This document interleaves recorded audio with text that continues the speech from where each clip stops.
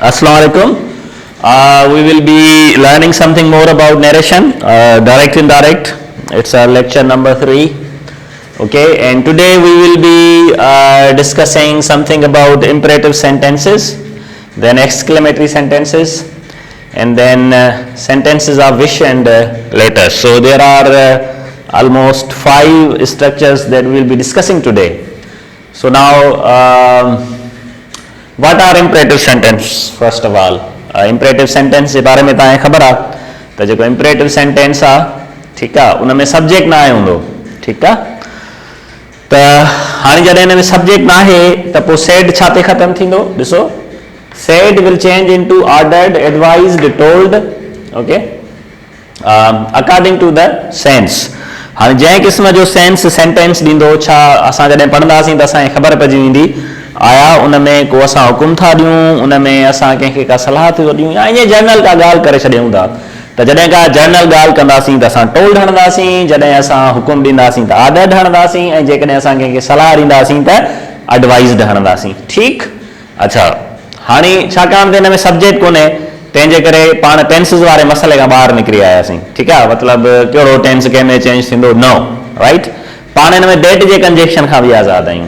हाणे हिन में सिर्फ़ु छा थींदो, जेके रिपोर्टिंग वर्ब ऐं रिपोर्टेड स्पीच आहे उन जे विच में टू हणो आहे, सिर्फ़ु to will be use between reporting verb and reported speech. हाणे पुट तव्हांखे ख़बर आहे ही सेड टू हर, इहो अवां जो छा आहे, रिपोर्टिंग वर्ब आहे. गिव मी यूअर पेन छा आहे, ही अवां जो रिपोर्टेड स्पीच आहे. हिन रिपोर्टिंग वर्ब ऐं रिपोर्टेड स्पीच जे विच में टू हणंदासीं ऐं तव्हांजो जेको आहे इनडायरेक्ट में जुमिलो तब्दील थी वेंदो इम्परेटिव सेंटेंस जो. अच्छा, ॿियो जेको नेगेटिव सेंटेंस आहे उन में थोरी टेक्निकलिटी आहे, उहा कहिड़ी आहे त do not will be changed into not to or forbid. मिसाल जेके डू नॉट जा जुमिला आहिनि जंहिंखे असीं नेगेटिव कंदा आहियूं त पोइ छा थींदो त उहो जेको डू नॉट आहे हिकिड़ो त तव्हां नॉट टू में चेंज कंदव, या जेको सेड आहे उहो फॉरबिड में चेंज थी वेंदो. सेड खे अवां छा में चेंज कंदव, फॉरबिड में, ठीकु आहे, या जेको डू नॉट आहे उहो जेको आहे उनखे तव्हां नॉट टू में चेंज करे छॾींदव ऐं उहे जुमिला जेके आहिनि थी वेंदा. So let's practice it. तव्हां सम्झी वियो, को हीउ ॾुखियो घणो मामिलो आहे कोन, ईज़ी मामिलो आहे.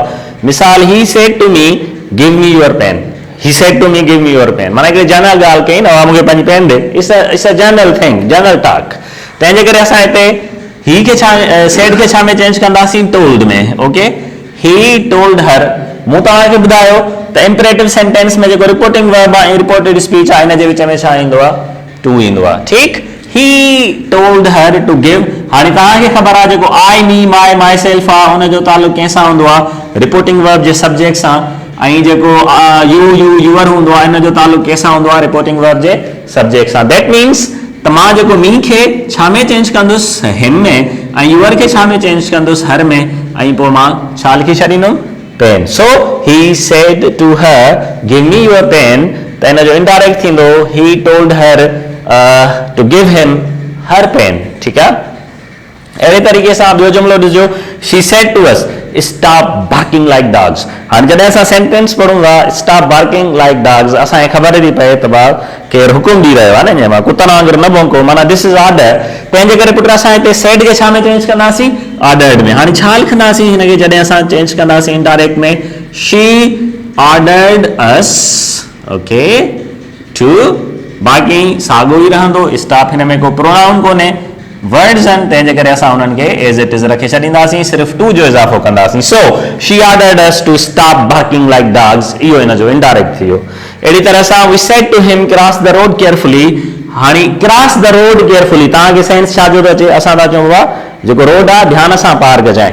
दैट मीन्स हिते असांखे मशवरो या सलाह ॾियण जो सेंस अचे थो, तंहिंजे करे हिते सेड खे असां छा में चेंज कंदासीं, एडवाइज़ड में. Okay, we advised him to cross the road carefully. Again हिन में को प्रोनाउन कोन्हे, उन जे करे असां का प्रोनाउन जी चेंज न कईसीं. ठीकु, हाणे ही जेके ॿ जुमिला आहिनि मूं अव्हांखे ॿुधाया, इहे नेगेटिव आहिनि, जंहिंखे असीं छा चवंदा आहियूं, डू नॉट. ठीकु आहे, नेगेटिव सेंस जे लाइ असां हिननि खे इस्तेमालु था कयूं. ऐं डू नॉट खे छा में चेंज कबो, मिसाल सेंस खे सम्झी तव्हां सेड खे एडवाइज़ड, टोल्ड या ऑर्डर्ड में चेंज कयो, या जेको आहे अवां छा कंदव, जेको डू नॉट उन खां पोइ नॉट टू आणी छॾींदव, या सेड जी जाइ ते फॉरबिड आणी छॾींदव.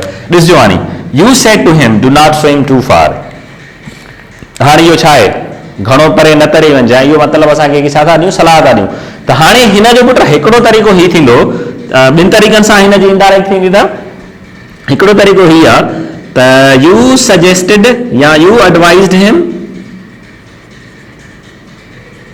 ठीकु आहे। हाणे जेको डू नॉट आहे इहो छा में चेंज थी वेंदो, नॉट टू।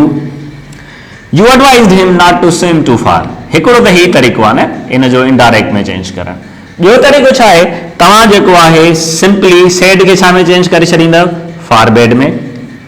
हाणे सेड फॉरवर्ड में चेंज थी वियो न, त सेड फॉरवर्ड में छो चेंज थी वियो आहे, डू नॉट जे करे। दैट मीन्स डू नॉट बि हिन में अची वियो। फॉरवर्ड माना मना करणु, डू नॉट माना न।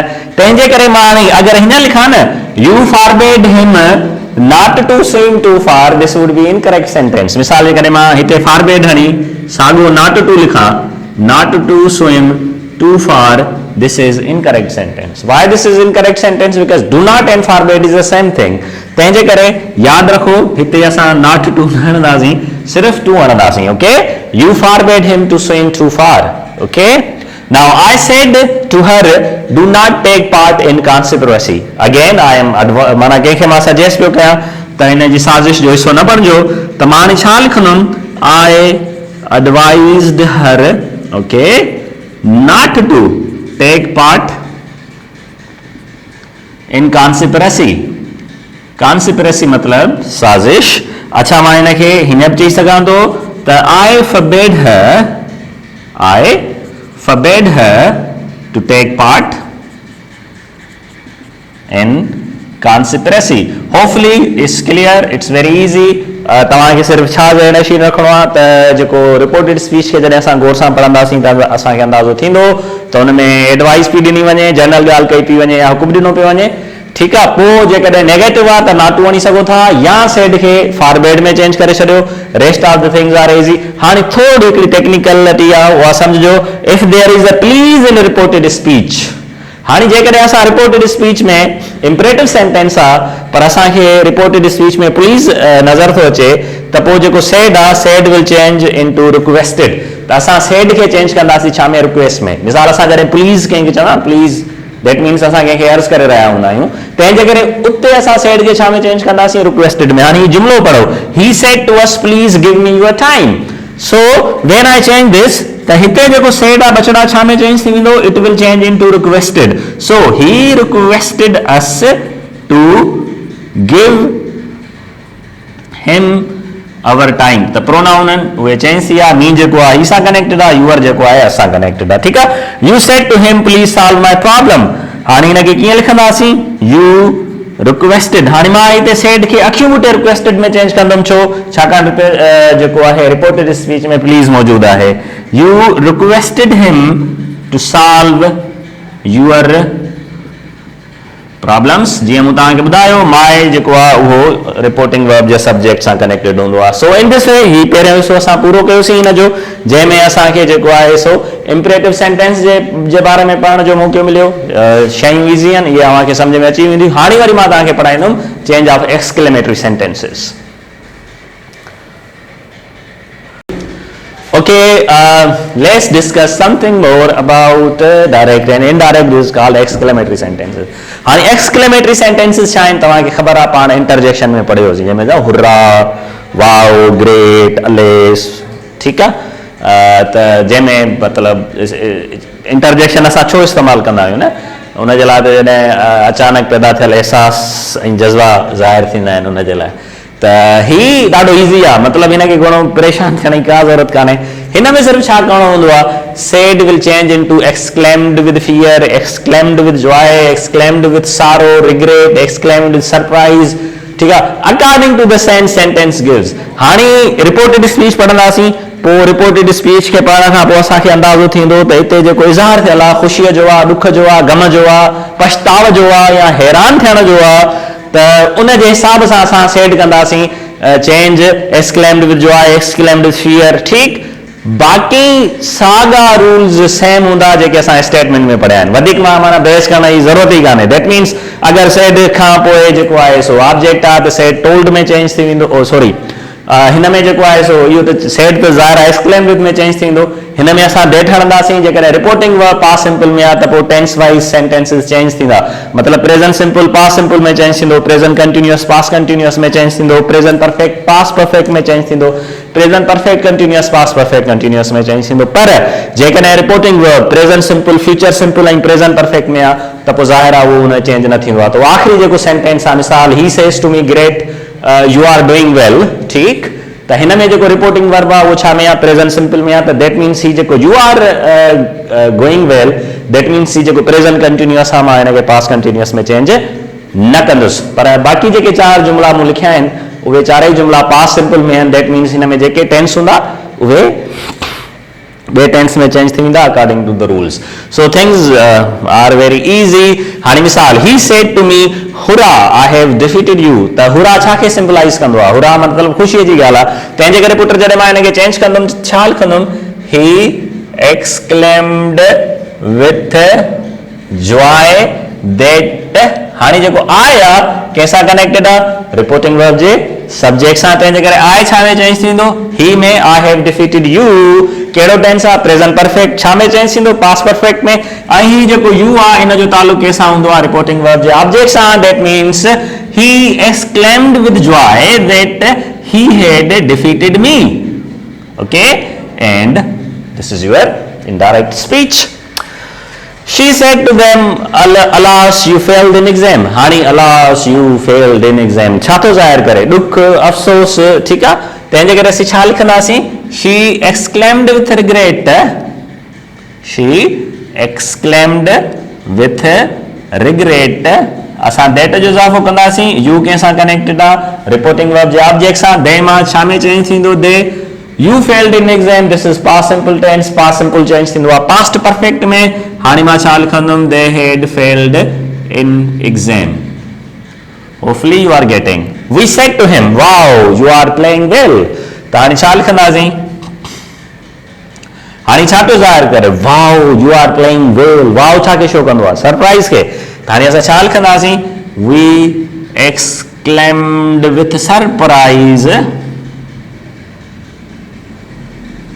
that he was playing well। हाणे हिनखे मूं ही में छो चेंज कयो, छाकाणि यू रिपोर्टिंग वर्ब जे ऑब्जेक्ट सां कनेक्टेड आहे। हिते हिम आहे तंहिंजे करे ही में चेंज थी वियो, हिते हर हुजे हा त हिते शी में चेंज थिया, अस हुजे हा त हिते यू वी में चेंज थिया, देम हुजे हा त यू दे में चेंज थिया। होपफुली तव्हां ये चेंज ऑफ प्रोनाउन जा रूल्स ख़बर हूंदा। So they said to us what heroine again. हाणे इहो छा थो ज़ाहिर करे, अगेन इट शो सरप्राइज़। त जॾहिं असां हिनखे चेंज कंदासीं त छा लिखंदासीं, they exclaimed with surprise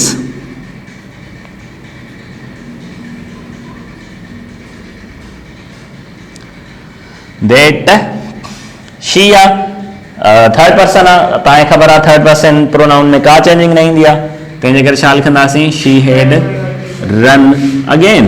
okay, and he says to me great you are going well।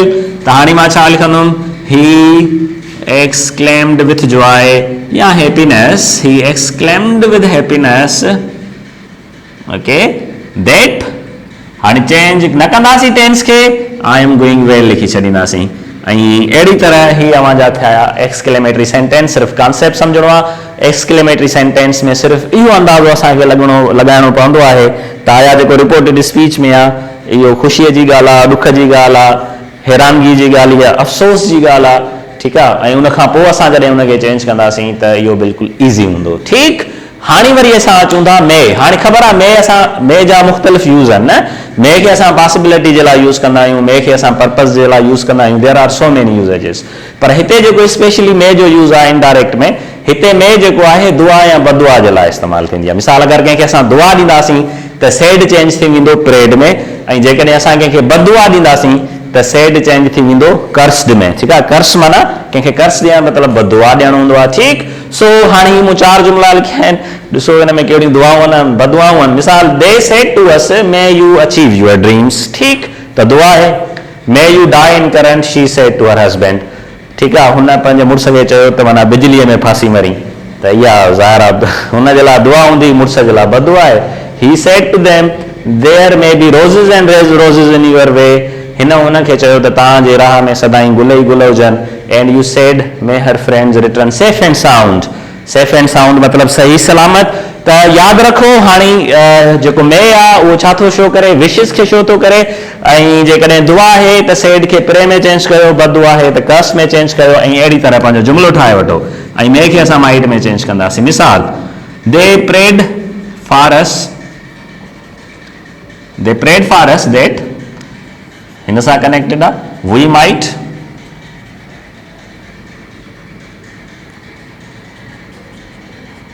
achieve our dreams. Okay, now may you die in a current, she said to her husband. छा लिखंदासीं? She cursed her husband saying, माने चई सघां थो she cursed her husband saying, या she cursed her husband that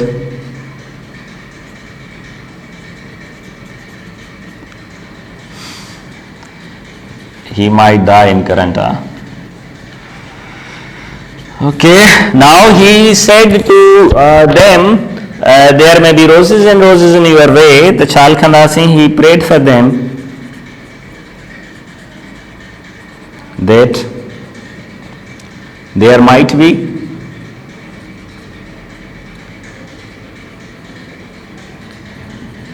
roses and roses in their way. Okay, so you said may her friends return safe and sound. You prayed that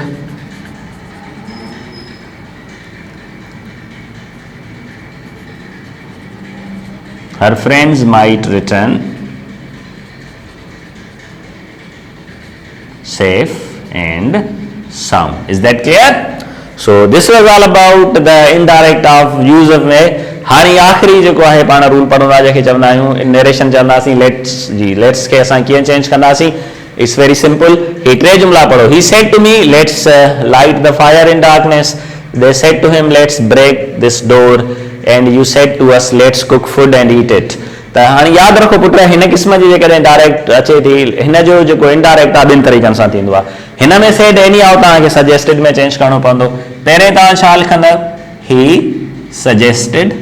ठीकु आहे, suggested खां पोइ that हणंदव, ऐं that खां पोइ तव्हां V should लिखो या दे शुड लिखो, ॿई लॻी सघनि था। मिसाल, he suggested us that they should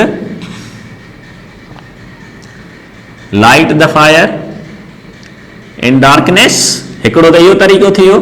he suggested that they should light the fire in the darkness, या he suggested that we should light the fire in darkness. पर ॿियो तरीक़ो कहिड़ो आहे? इहो वधीक ईज़ी अथव। मिसाल, तव्हां छा लिखंदव? ही सजेस्टेड दैट, अच्छा दैट न आणो हिन में, ही सजेस्टेड, हाणे जेको लाइट आहे इनखे फोर्थ फॉर्म में चेंज करणो आहे। He suggested lighting the fire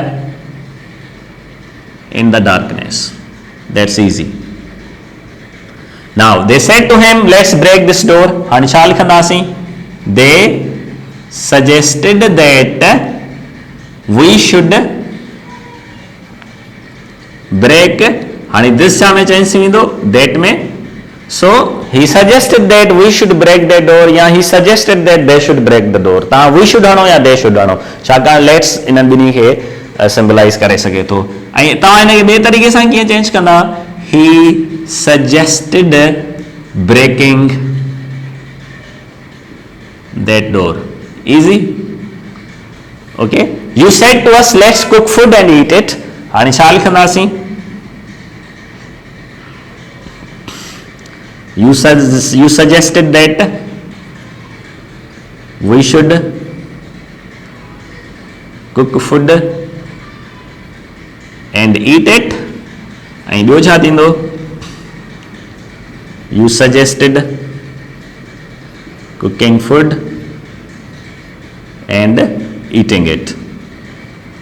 So this was all about direct and indirect, and now I will be writing all the sentences, and I will give you concept त जॾहिं तव्हांखे entry taste में direct indirect जा जुमला हुजनि त तव्हां हुनखे कहिड़े मेथड सां चेंज कंदव, छाकाणि त असांखे सिर्फ़ु को हिकिड़ो तरीक़े सां डायरेक्ट इनडायरेक्ट नाहे करणी पवंदी। इंट्रागेटिव सेंटेंस आहे, नेगेटिव सेंटेंस आहे, अफर्मेटिव सेंटेंस आहे, इंपरेटिव सेंटेंस आहे, एक्सक्लेमेटरी सेंटेंस आहे। ठीकु आहे, त इन्हनि सभिनी खे उन्हनि जे मुताबिक़ सां चेंज कबो आहे। सो पाण प्रैक्टिस कंदासीं इन खां पोइ।